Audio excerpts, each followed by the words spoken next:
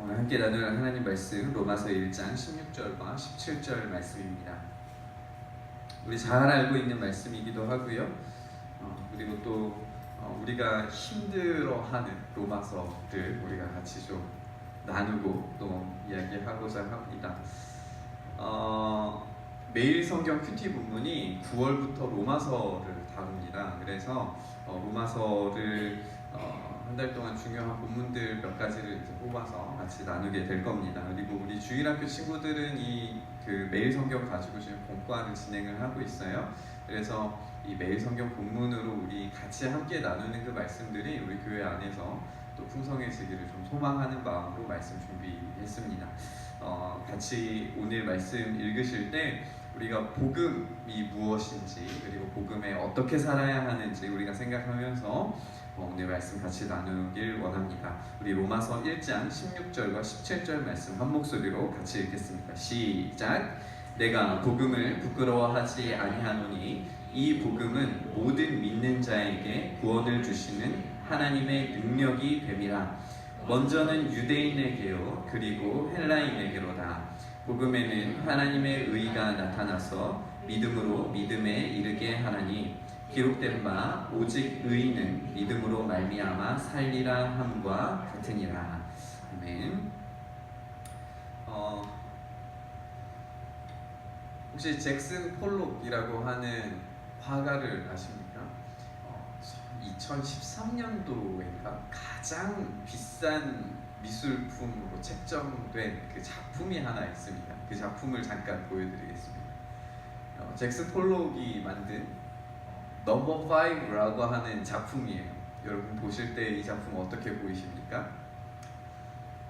참 희한하죠. 저게 무슨 비싼 미술품이라고, 그렇죠? 물감을 그냥 아무렇게나 흩뜨러 놓은 그냥 뿌린 것 같은 그런 작품입니다. 이 작품의 가격이 어느 정도 될 거라고 생각을 하시나요? 여러분들 생각하실 때 어느 정도 돼야 가장 비싼 미술품 중에 하나라고 이렇게 불려질까요? 물론 지금은 가장 비싼 미술품은 아니에요. 기록이 계속 깨지기는 하니까. 근데 이 물품이 가장 높은 가격으로 책정되었을 때가 있었대요. 이 가격 어느 정도 생각하세요? 보통 우리나라 돈으로 어느 정도 할 것 같으십니까? 100억? 200억?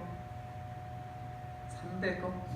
300억 정도 있으면 우리 삶이 무난하게 사라질 것 같아요. 그렇나요? 이 작품의 가격이 15억 6천 달러라고 합니다. 달러로. 우리나라 돈으로 환산을 하면 1,800억 정도의 가격을 가진 작품이랍니다. 2천억 가까운 작품입니다. 여러분 이 작품 2천억 주고 이 집안에다 걸어 놓으실 의향이 있으신가요? 이 잭슨 폴록이라고 하는 사람이 이 액션 페인팅이라고 해서 물감을 뿌리는, 그래도 뿌려서 만드는 작업으로 이제 처음으로 이 물감을 뿌려서 작품을 만드는 그런 작가였습니다. 그렇기 때문에 이 작품 안에는 잭슨 폴록의 발자국이 담겨져 있어요. 그래서 이게 지금 잭슨 폴록이 그 작업하고 있는 거를 이제 어떤 다큐멘터리에서 이제 찍은 것 중에 사진을 한 장을 그렸는데, 이 잭슨 폴록이 이제 이 그림을 뿌려가면서 작업을 하다 보니까 유화로 작업을 하면 저기에 이제 발자국이 묻어 있는 거예요. 아까 작품을 잠깐 한번 보시면 저 작품 속에 어딘가에는 잭슨 폴록의 발자국이 이렇게 찍혀 있는 겁니다. 저 작품이 왜 비쌀까 이런 생각을 해보다가 처음에는 처음 시도한 작품이니까 그렇겠지, 또 어떤 추상적인 어떤 느낌을 가지고 그렸으니까 그랬겠지 이렇게 생각을 했는데, 가만히 생각을 해보니까 저 유명인의 발자국이 어딘가에 찍혀져 있고 그것을 잘 찾으면 찾을 수 있다는 어떤 그 작가의 발자국을 찾아가는 기쁨과 즐거움, 이런 것들이 이 작품을 비싸게 만들지 않았을까라고 하는 생각이 들었습니다. 그의 발자국을 따라서 어떤 동선으로 이 작품이 그려졌을까를 상상해보는 어떤 그런 가치가 가장 비싼 그림을 만들지 않았을까요? 하나님은 하나님의 일하심의 발자국을 우리의 인생 가운데, 그리고 세계의 역사 가운데 지금까지 창조하시고 지금까지 우리까지 오는 그 긴 시간 동안에 하나님의 발자국을 심어 놓으셨습니다. 그 발자국은 보이기도 하지만 숨겨져 있는 것 같이 느껴집니다. 그래서 그 보이지 않는 그 발자국 또는 하나님께서 정말 밝히 여기에 찍혔어, 여기에 내 발자국이 찍혔어를 보여주시는 그런 것들을 우리가 발견하게 되는데, 그 가장 큰 발자국들이 바로 오늘의 말씀 그리고 오늘 성경 본문인 것 같습니다. 우리는 감춰진 어떤 비밀한 진리를 찾으려고 하는 종교가 아닙니다. 이단들은 자기네들만이 진리를 가지고 있다라고 이야기를 해요. 지난 주일날 목사님께서 그렇게 안타까워 하시면서 말씀하셨던 그 은혜로 교회 그 신모 목사, 그처럼 자기들만이 어떤 비밀한 계시를 받았고 비밀한 어떤 피난처를 찾았고 자기들만의 어떤 비밀한 무언가를 찾았다라고 이야기하는 것이 성경 어디에도 기록되어져 있지 않고, 오히려 하나님의 복음이 밝히 드러났다라고 이야기하는 것만 알아도 그런 집단에 빠지지는 않을 겁니다. 신천지가 이야기하는 것도 마찬가지예요. 자기들만의 어떤 비밀한 성경의 해석법이 있다? 그렇지 않습니다. 성경은 밝히 드러난 복음이 무엇인지 우리에게 들려줍니다. 오늘 본문 로마서 1장 16절 17절은 방금 보셨던 이 작품의 어지러운 그런 모양이 아니에요. 딱 우리에게 밝히 드러나져 있는 본문의 내용입니다. 팀 켈러라고 하는 목사님께서 이 로마서에 관련한 그 모든 사람이 읽을 수 있는 책을 한 권을 두 권을 지으셨어요. 이번에 그 구입을 한 책인데 읽어보니까 너무 좋아요. 그래서 추천을 해드리려고 책을 가져왔습니다. 당신을 위한 로마서.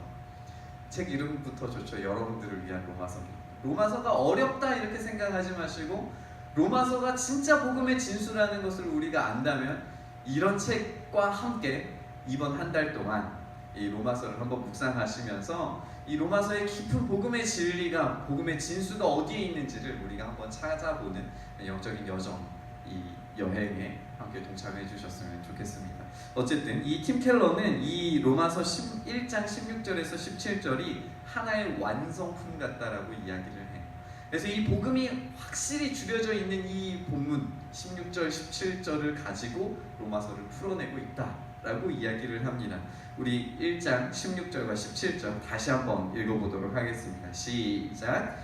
내가 복음을 부끄러워하지 아니하노니 이 복음은 모든 믿는 자에게 구원을 주시는 하나님의 능력이 됨이라.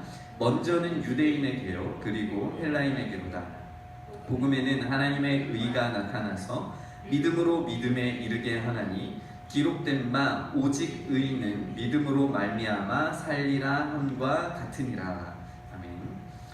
사실 16절과 17절을 정말 세밀하게, 정말 자세하게 꼼꼼히 따져보고 읽어보려면 굉장히 많은 시간이 걸릴 겁니다. 오늘 그렇게 많은 내용들을 준비하기는 했지만 다 읽지는 못할 것 같아요. 우리 첫 번째로는 복음이 무엇인가 라고 하는 것부터 우리가 좀 나눠야 될 것 같습니다.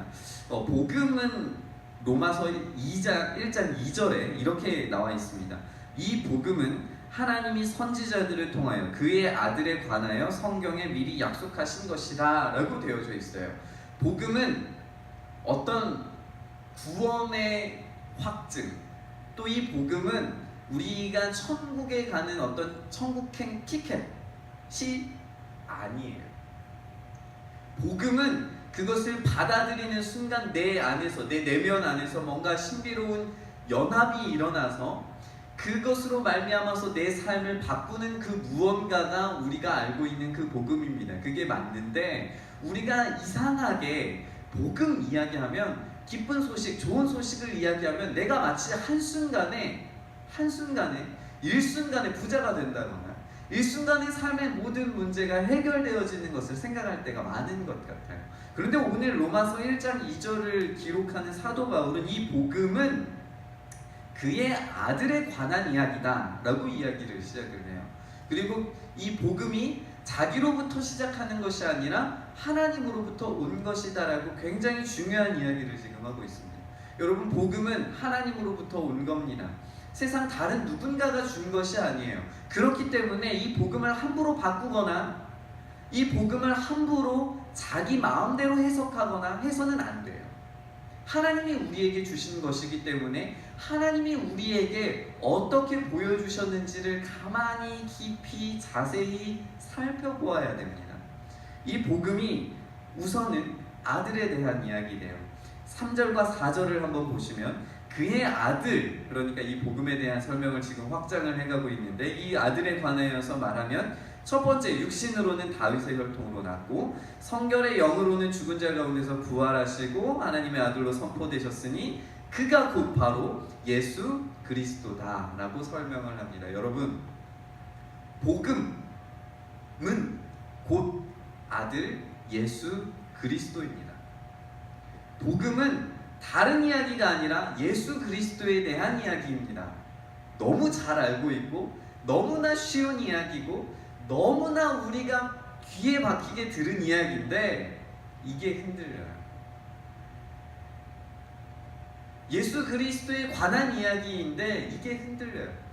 성경이 예수 그리스도를 증언하는 이야기라고 하는데 이게 흔들려요. 그러면서 우리가 성경을 읽을 때 늘 우리의 문제의 해결을 찾으려고 해요. 그게 우리의 문제인 것 같아요. 성경은 복음을 이야기합니다. 예수 그리스도의 이야기를 해요. 복음이라고 하는 것은 유앙겔리온이라고 하는 단어인데 유는 좋은, 앙겔리온은 사자, 보냄을 받은 사람 이런 뜻이어서 좋은 소식을 전하는 자가 전해주는 좋은 이야기입니다. 그런데 이 좋은 이야기가 무슨 이야기냐 하면 황제가 태어났다는 이야기예요. 로마 황제가 자기 아들을 낳아요. 특히나 이 황제에게는 아들이 굉장히 중요했어요. 잘 낳지도 못했어요. 우리가 잘 알고 있는 시저 있죠. 줄리어스 시저. 이 줄리어스 시저가 처음으로 황제가 되었는데 이 황제에게 아들이 없었어요. 그래서 자기의 그 조카였던 아우구스투스 시저를, 줄리어스 시저를 자기 아들로, 양아들로 삼습니다. 그 양아들로 삼는 역사가 계속 좀 이어지게 돼요. 그러니까 아들이 태어났다고 하는 거는 이 황제의 아들로부터 시작된 이 평화의 시대가 계속해서 쭉 이어질 거다라고 하는 이야기예요. 복음은 아들이 태어났다는 이야기예요. 황제가 태어났다는 이야기예요. 그의 통치 아래에서 평화는 계속된다는 이야기예요. 그게 복음입니다. 그리고 그 주인공이 로마의 황제의 아들이 아니라 다윗의 아들이 황제가 되었다는 이야기를 지금 하고 있는 거예요. 여기에서 두 가지 중요한 게 우리가 발견이 되는 것 같아요. 첫 번째는 이것이 먼저는 유대인에게라 라고 이야기하는 16절과 연결이 되는데 하나님께서 이스라엘 민족 아브라함의 자손들을 포기하지 않으셨다는 사실, 그들이 우리가 열왕기 상하를 나누면서 그들이 멸망했음에도 불구하고 하나님이 포기하지 않으셨다는 사실이에요. 두 번째는 무엇이냐 하면 그 하나님의 통치가 그냥 단순하게 이스라엘 가운데서 끝나는 것이 아니라 팍스 로마나 로마의 평화가, 황제의 평화가 전해지는 것처럼 예수 그리스도의 평화가 이제는 전 세계 가운데 흘러갈 거다라고 하는 이야기예요.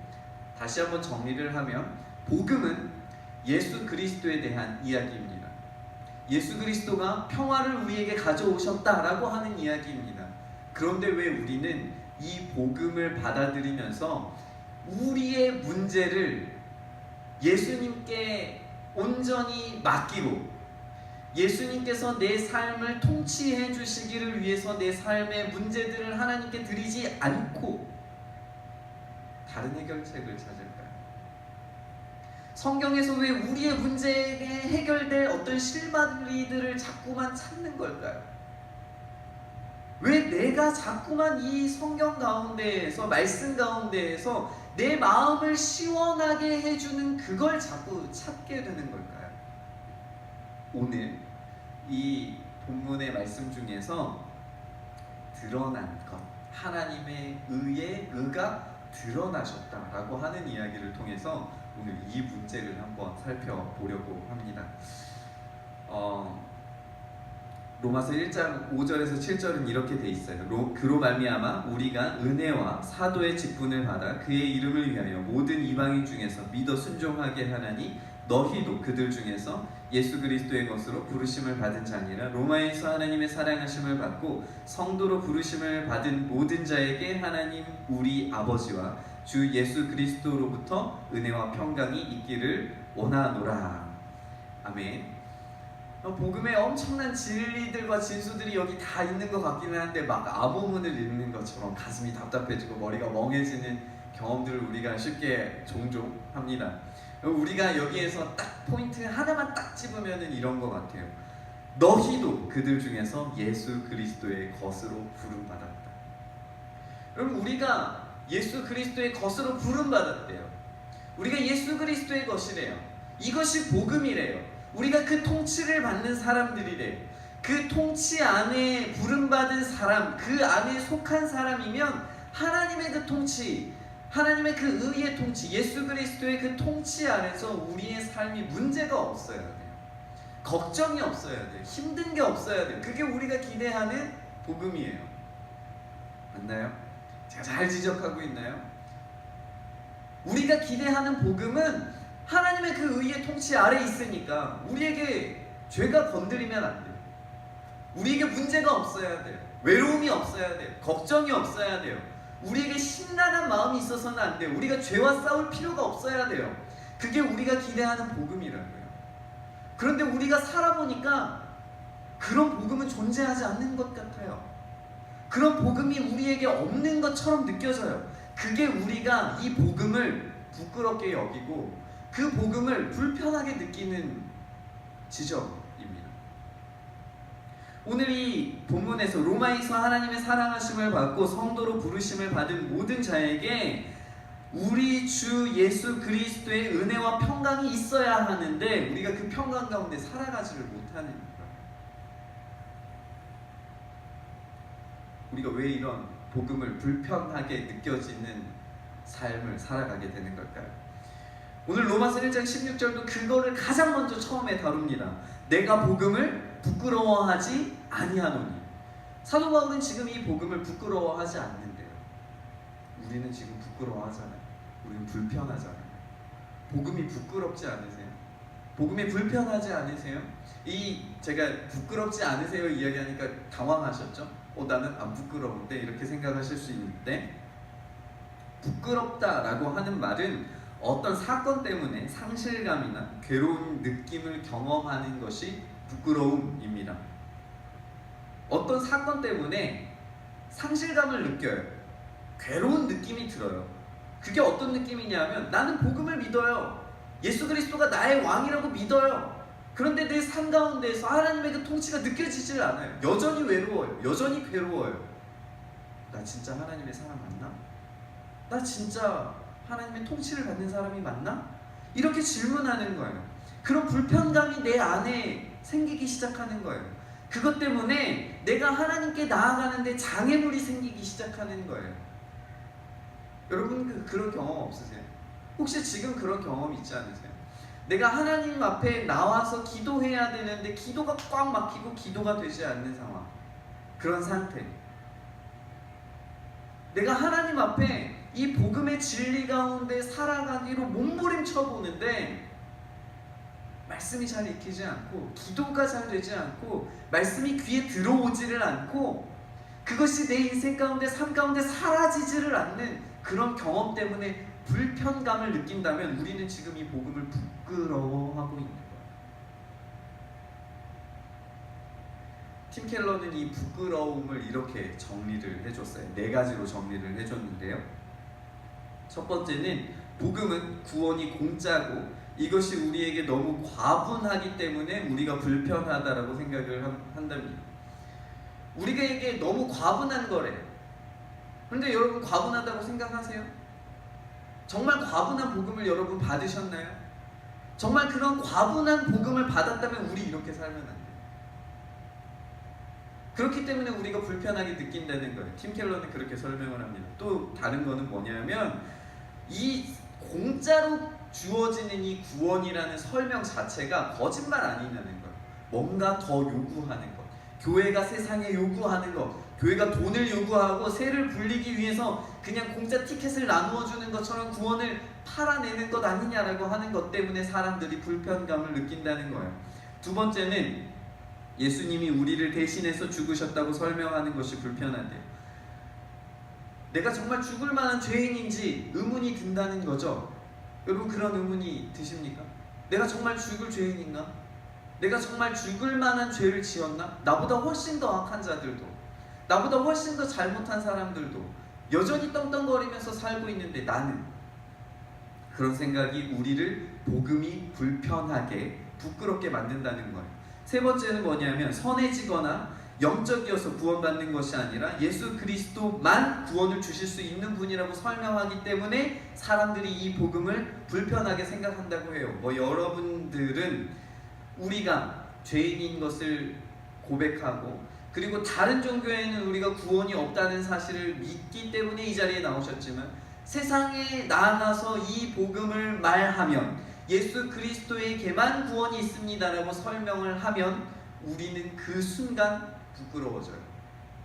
사람들은 그렇게 생각하지 않거든요. 그래서 부끄러워져요.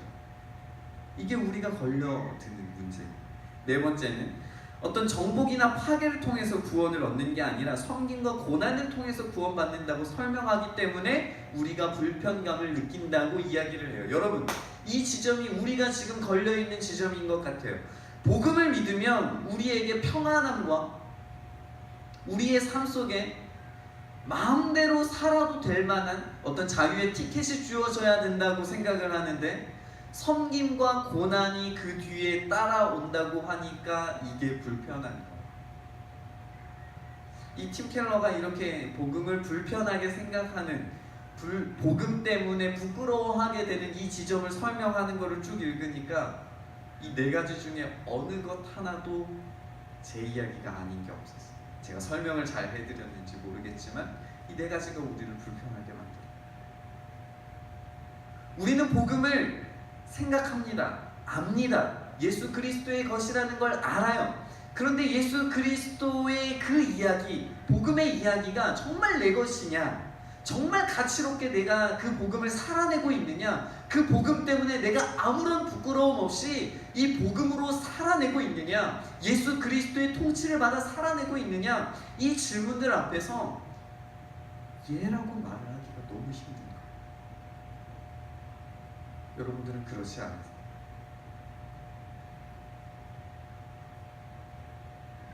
아폴로니우스라고 하는 사람이 만든 어떤 기적의 이야기가 르네 지라르라고 하는 사람이 지은 책에 이렇게 소개되어져 있습니다. 이거는 르네 지라르가 이야기한 것은 아니지만 아폴로니우스의 기적이라고 하는 제목의 그것을 인용을 해서 이런 이야기를 해줘요. 에베소에 페스트가 생깁니다. 그러니까 전염병이 생겨요. 한 거지를 아폴로니우스가 데리고 옵니다. 이 아폴로니우스가 이 거지를 딱 세워두고, 이 거지가 바로 사단이고 이 페스트의 원흉이다, 이 전염병의 원인이다, 원흉이다라고 이야기를 합니다. 누가 봐도 애처롭게 생겼고 누가 봐도 아무 잘못이 없을 것 같은 이 거지를 돌로 치라고 이야기를 하니까 사람들이 이 아폴로니우스를 이상하게 생각을 해요. 그런데 이 아폴로니우스가 한 점의 부끄러움도 없이 굉장히 당당하게 얘를 죽여야지, 빨리 죽여야지 이 페스트가 끝날 거라고 이야기를 하는 거예요. 얘가 죽지 않으면 이 페스트가 이 온 성에 퍼져서 우리 에베소 전체가 죽을 거라는 이야기를 강력하게 설득을 합니다. 그러니까 어떤 사람이 진짜 그런가? 하고 이 불쌍하게 보이는, 굉장히 애처로운 눈으로 쳐다보는 이 거지에게 돌 하나를 탁 던집니다. 그러니까 거기에 맞은 이 거지가 갑자기 눈빛을 부라리고 썽을 내기 시작하면서 누가 나한테 돌을 던졌어? 막 이런 식으로 항변을 합니다. 그러니까 그제서야 에베소 시민들이 이거 봐, 눈빛 번하는 거 봤지? 얘 진짜 악마 맞네 하면서 사람들이 돌을 던져요. 그리고 얼마나 많은 사람들이 돌을 던졌는지 이 돌이 무더기로 쌓여서 이 거지는 죽습니다. 아폴로니우스가 이 돌을 치워내니까 거기에 거지가 아니라 개처럼 생긴 어떤 동물이 거기에 곤죽이 되어서 거기에 누워 있는 것을 사람들이 발견을 해요. 그리고 페스트가 끝납니다. 이 전염병이 끝납니다. 그리고 그 돌무더기 위에다가 헤라클레스 신상을 하나 딱 놓습니다. 이것이 르네 지라르가 인용하는 아폴로니우스의 기적이라고 하는 이야기예요. 여러분들이 이 이야기를, 제가 들려드린 이 이야기를 들으시면서 어떤 생각이 드셨어요? 어떤 생각이 드셨나요? 우리는요, 그 폭력적인 그 어떤 따라함이 우리 모두에게 있는. 아폴로니우스는 거기에서 그 르네지라르는 거기에서 설명하고자 하는 게 뭐냐 하면, 이 돌을 던지는 이 장면 자체가 서로 사람들이, 옆에 있는 사람들을 쳐다보는 거예요. 아, 쟤도 하니까 나도 해도 되겠구나를 생각하는 거예요. 아, 쟤가 저러니까 나도 이걸 해도 되겠구나. 내가 돌을 던져도 되겠구나. 내가 돌을 던져도 내게는 잘못이 없어. 쟤가 먼저 던졌잖아. 나한테는 아무런 잘못이 없어. 쟤가 먼저 했어. 이 이야기를 하고 싶은 거예요. 제가 먼저 했어. 제가 먼저 했어. 여러분, 어디선가 많이 들어본 이야기 같지 않으세요? 아담이 하와에게 제가 먼저 따먹으라고 했어요 라고 하는 이야기 혹시 들어보지 않으셨어요? 그리고 돌을 던지는 이야기도 마찬가지예요. 누가 가장 먼저 살인을 저질렀습니까? 가인이 먼저 돌을 던져서 때렸잖아요. 제가 먼저 했어요. 제가 먼저 시작했어요. 제가 먼저 이야기했어요. 제가 먼저 잘못했어요. 제가 먼저 돌을 던졌어요. 이것이 우리의 마음속에서 어떤 폭력을 모방하고, 그 폭력의 모방이 계속 진행되면서 우리 안에 거짓된 신을 만들어내는 과정이 바로 이런 이야기라고 이야기해요. 제가 이 이야기를 왜 꺼냈냐 하면, 우리가 가지고 있는 복음에 대한 잘못된 생각이 아폴로니우스의 기적에서는 이 감춰집니다. 폭력이 감춰져요. 나중에는 이 자리에다가 헤라클레스 신상을 세우잖아요. 이 헤라클레스 신상을 세우는 것처럼 죽어진 그 자리에다가 우리 우상들을 막 세워요. 제가 먼저 그랬어라고 이야기하는 그 잘못 위에다가 우리의 신상을 세워요. 이런 이야기들이 어디에서도 반복되는 줄 아세요? 우리나라 문화 속에서도 이런 게 있어요. 불교에도 이런 게 있어요. 석가모니가 이제 그 열반에 듭니다. 그리고 난 다음에 이 열반에 드는 그 과정 속에서 불에 태우잖아요. 석가모니를, 부처를 불에 태우잖아요. 그럼 이제 사리가 나오죠. 그 사리를 가지고 주변에 있는 사람들이 전쟁을 일으키는 거예요. 그 사리 전쟁으로 막 서로 가져가려고 해요. 그 사람, 죽은 사람을 제가 죽었으니까 그 부처의 그 사리를 가지고 오면 저 부처가 나의 모든 액땜과 악한 것과 나쁜 것들을 다 가져가 줄 거야를 생각하는 거예요. 거지가 온 페스트를 다 가져간 것처럼, 그래서 갑자기 신격화된 헤라클레스로 나타나는 것처럼 부처도 그런 사리로 등장을 해요. 여러분, 에밀레 종은 어떻습니까? 에밀레 종도 악한 것들을 막기 위해서 종을 하나 만들어요. 거기에 누구를 집어넣죠? 아이 하나를 집어넣잖아요. 그리고 에밀레 퍼지는 그거를 통해서 신라의 평화를 가져오잖아요. 누군가 하나를 희생하면 그 희생 때문에 평화가 찾아온다. 그런데 그게 나만 그런 게 아니라 옆에 사람이 그러니까 나도 그렇게 하는 거예요. 옆에 있는 사람이 쟤도 그랬어, 얘가 그랬어, 쟤가 그랬어, 막 이게 소용돌이 치면서 다 그렇게 하는 거예요. 왕따 문제, 직장 내의 어떤 따돌림의 문제, 이런 것도 마찬가지 아닙니까? 누군가는 처음에 그 아이가 조금 이상한 짓을 하더라도 봐줄 수 있어요. 그런데 누군가가 걔를 막 때리기 시작해요. 그러면 옆에 있는 애들도 때려도 그 아이가 아무런 반응을 하지 못해요. 그러면 주변에 있는 전체 반 아이들이 다 그 아이를 때리는 거예요. 이게 왕따의 시작이에요. 첫 번째 이 폭력이 시작되는 그 지점, 그것이 우리가 이야기하는 첫 번째 돌의 살림이라고 하는 이야기로 설명을 합니다. 복음이 시작되는 지점이 바로 그 지점. 남들이 다 하니까. 남들이 다 하니까. 우리가 복음을 불편하게 생각하는 이유가 뭘까요? 그걸 쭉 추적해 가다 보면은 우리가 불편하게 생각하는 그 지점에 남들이 그렇게 생각하니까라고 하는 것이 따라 들어가 있어요. 내가 우리 주님과 내가 우리 주 예수 그리스도와 1대1의 관계를 맞아서 그 가운데에서 우리가 내 삶을 온전히 드리는 게 아니라 남이 그렇게 하니까, 남이 그렇게 신앙생활하니까, 남들도 다 똑같이 하니까 나도 그렇게 하는 거예요. 여러분, 우리가 이것을 끊어내야 돼요. 이것을 끊어내야 됩니다. 그래야 그 지점에서 우리의 부끄러움이 사라져요. 복음을 부끄러워하는 그 지점이 사라지는 거예요. 해야 될 이야기가 너무나 많은데, 오늘 이 본문 가운데서 이 사라지는, 우리가 이 복음으로 말미암아서 우리의 부끄러움이 사라져야 하는 이것을 이렇게 이야기를 합니다. 스스로 지혜 있다 하지만 스스로 우상을 만드는 이 행위에 대해서 로마서 1장 23절에서 이렇게 이야기를 합니다. 썩어지지 아니하는 하나님의 영광을 썩어질 사람과 새와 짐승과 기어다니는 동물의 모양의 우상으로 바꾸었다 라고 설명을 해요. 우리는 복음을 믿고 우리가 그 복음 안에서 살아가야 되는데 썩어진 우상들이 계속 우리를 따라옵니다. 왜요? 남이 하니까, 옆에 있는 사람이 하니까. 제가 지난주인가도 한번 말씀을 드렸죠. 교회 다니는 장로님, 권사님들 중에 그렇게 전보는 사람들이 많아요. 부적 쓰는 사람들, 부적 쓰는 그 부적을 만드는 사람들이 그렇게 권사님들이 많대요. 결혼식 치르면서 날짜 잡는 권사님들이 그렇게 많대요. 왜 그럴까요? 옆에 안 믿는 사람들이 다 그렇게 하는 거예요. 그거 그냥 아무런 의미 없는 거 알아. 그런데 찝찝하잖아. 그거 피한다고 뭐 달라지는 거 뭐 있겠어? 이렇게 생각하는 거. 이것이 우리를 복음을 부끄럽게 만드는 거예요. 여러분, 우리가 복음을 왜 이렇게 부끄러워합니까? 복음의 이 부끄러움을 왜 자꾸 복음을 감추려고 듭니까?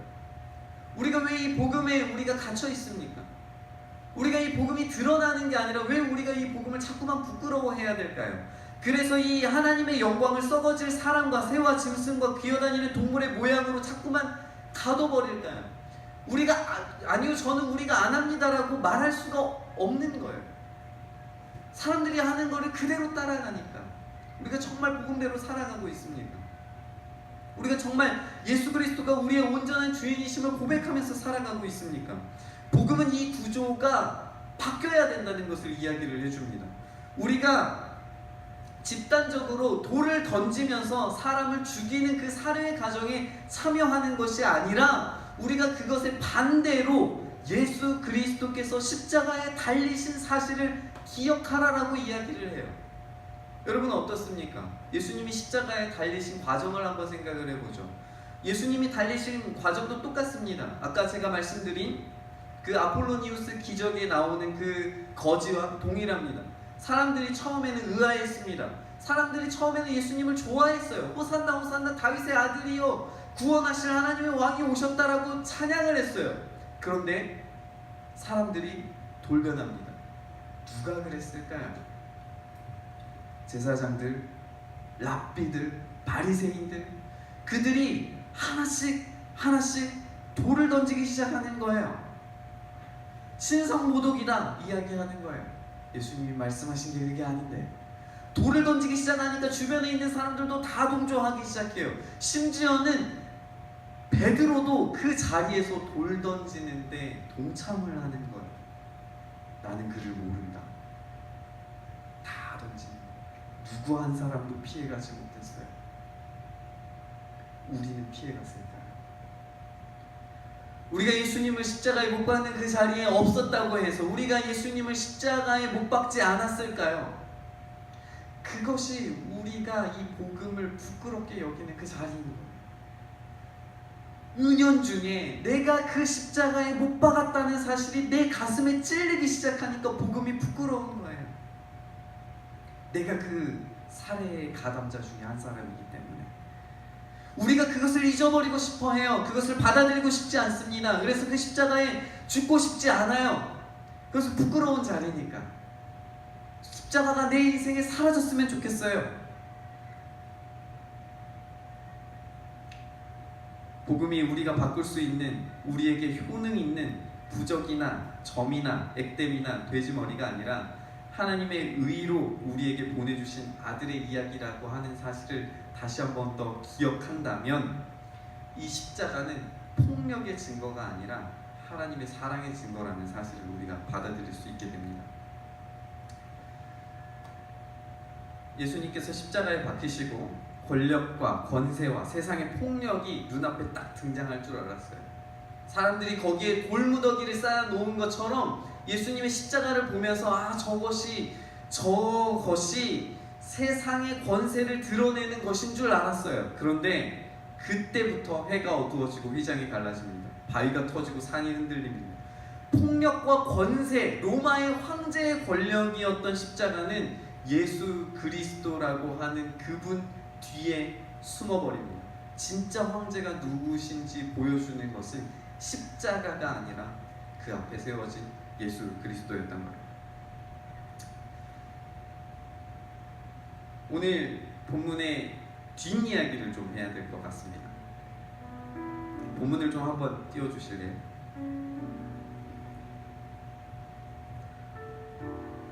복음에는 하나님의 의가 나타나서 믿음으로 믿음에 이르게 하나니 기록된 바 오직 의인은 믿음으로 말미암아 살리라. 오직 믿음으로 말미암아 살리라 라고 하는 이 문장은 하박국에 나오는 말씀입니다. 하박국은 하나님 왜 내가 부르짖어도 듣지 않으십니까? 라고 하는 고통과 절망의 이야기로부터 시작하는 이야기. 하박국이 기도합니다. 하나님 왜 기도에 응답하지 않으십니까? 하나님이 부끄럽습니다. 하나님이 나를 걸려 넘어지게 합니다. 세상에 많은 어떤 이야기들이 이스라엘은 망했다라고 이야기를 합니다. 하나님의 영광이 드러나지를 않습니다. 하나님의 복음이, 하나님의 의로우심이 드러나지를 않습니다라고 이야기를 합니다. 하나님 왜 내가 부르짖어도 응답하지 않으십니까? 그러자 하나님의 답변이 이렇습니다. 내가 바벨론을 통해서 이스라엘을 심판할 거다. 하박국이 당황을 해요. 의인은 믿음으로 말미암아 살 거래요. 바벨론에 끌려가도 바벨론 어디를 가든지 의인은 믿음으로 말미암아 살 거래요. 하박국이 당황을 하는. 아니 하나님 다시 한번 생각해 보세요. 하나님이 의로우시다면서요. 하나님이 이스라엘을 사용하실 거라면서요. 하나님이 이 다윗의 자손들을 사용하실 거라면서요. 왜요? 왜 그러실 건데요? 왜요? 하나님의 답변은 확고하세요. 너희가 그렇게 살지 않았기 때문에, 너희가 그 책임을 벗어버렸기 때문에, 너희가 나와 함께하지 않기 때문에 내가 너희와 함께하기 싫다. 너희가 포로로 끌려갈 거다. 하지만 의인은 믿음으로 살 거다. 그러자 하박국이 이렇게 노래합니다. 하박국 3장 16절부터 19절 말씀입니다. 내가 들었으므로 내 창자가 흔들렸고 그 목소리로 말미암아 내 입술이 떨렸도다. 우리가 우리를 치러 올라오는 환난 날을 내가 기다림으로 썩이는 것이 내 뼈에 들어왔으며 내 몸은 내 처소에서 떨리는도다. 하박국은 지금 하나님의 말씀이 두려워요, 부끄러워요, 당황스러워요. 이걸 어떻게 생각해야 될지 모르겠어요. 그런데 하박국이 이렇게 노래합니다. 비록 무화과 나무가 무성하지 못하고 포도나무에 열매가 없으며 감람나무에 소출이 없으며 밭에 먹을 것이 없으며 우리의 양이 없으며 외양간에 소가 없을지라도, 여러분 한번 보세요. 무화과 나무는 그냥 따먹으면 돼요.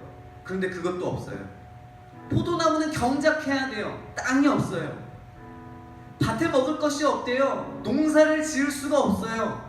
우리의 양이 없대요. 어딘가로 끌고 가서 자기의 재산을 불릴 만한 힘도 능력도 여력도 없대요. 그러면 우리가 생각하기에 이 복음을 부끄러워하는 이 하박국은 하나님을 저주해야 마땅히 사네요.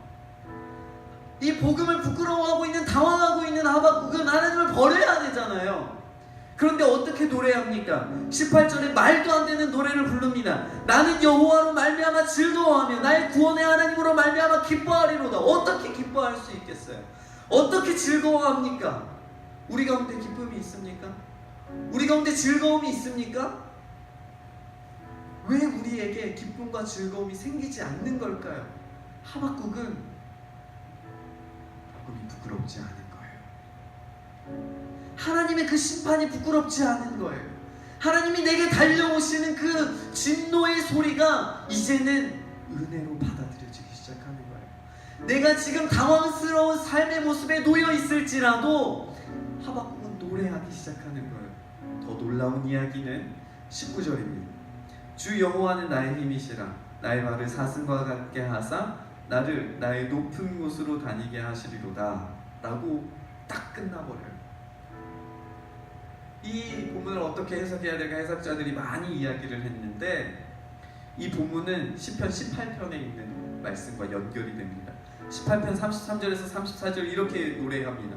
나의 발을 암사슴 발 같게 하시며 나를 나의 높은 곳에 세우시며 내 손을 가르쳐 싸우게 하시나니 내 팔이 놋화를 당기도다 라고 되어져 있어요. 놋화를 당긴대요. 나무화를 당기는 것도 힘이 엄청나게 듭니다. 그런데 지금 놋화를 든대요. 가공할 만한 무기를 하나님이 들게 하시는 거예요. 그것을 기대하는 겁니다. 하박국이 보는 것은 이래요. 하나님이 멸망하게 하실 거예요. 하나님이 심판하실 거예요. 그 두려운 이야기가 내 뼈를 상하게 할 정도로, 내 가슴이 온통 녹아내릴 정도로 복음이 부끄러워지는 그 지점에서 하박국이 만난 게 하나님의 통치가 임한다는 사실을 본 거예요. 나의 그 고통스러운 자리에 하나님의 통치가 임하면 지금 내 고통, 내 어려움, 내 아픔은 아무것도 아니라는 사실을 깨닫게 되는 거예요. 그리고 그 자리에서 그것을 이길 만한, 가공할 만한 힘과 무기를 우리에게 주신다는 사실을 깨달은 거예요. 우리에게 놋화살이 무엇입니까? 우리의 삶을 이길 만한 그 무기를 주시는 그 놋화살이 무엇입니까? 그게 십자가 아닙니까? 우리가 오늘 이 본문의 말씀을 통하여서 의인은 믿음으로 말미암아 살리라라고 하는 이 말씀이 우리에게 주시는 의미는 우리의 고통스러운 삶의 현장, 부끄러운 삶의 자리, 내 문제가 여전히 해결되지 않고 내 문제가 여전히 아픈 가운데 있어서 복음을 자랑스럽게 드러내지 못하는 그 순간에도 십자가는 실패하지 않는다는 것을 우리에게 보여주는 거예요. 우리는 복음으로 충분합니까? 지금 우리는 복음으로 충분합니까? 우리는 지금 예수 그리스도로 충분합니까? 우리는 예수로 살아가고 있습니까? 예수 십자가의 길로 걸어가고 있습니까? 그 안에서 살아가고 있습니까? 그 십자가의 영광을 우리가 보면서 살아갑니까? 예수의 삶이 진짜 내 삶이 되기를 원합니까? 그렇다면 이 복음이 부끄러운 게 아니라 지금 이 자리에서 믿음으로, 말씀으로 순종하며 십자가를 따라가야 된다는 사실을, 그래서 고통이 있더라도 순종하고 아픔이 있더라도 순종하고 힘들지만 기뻐하고 아무런 먹을 것이 없지만 감사하고 아무런 누릴 것이 없지만 하나님 앞에 노래할 수 있는 그 기쁨의 노래가 우리 안에 퍼지는 것이 진짜 복음을 살아가는 의인의 모습이라는 것을 우리에게 지금 들려주고 있는 겁니다. 슬픈 이야기입니다. 우리가 쉽게 감당할 수 없는 이야기입니다. 그럼에도 불구하고 우리가 이 복음의 삶을 감당할 수 있기를 간절히 소망합니다.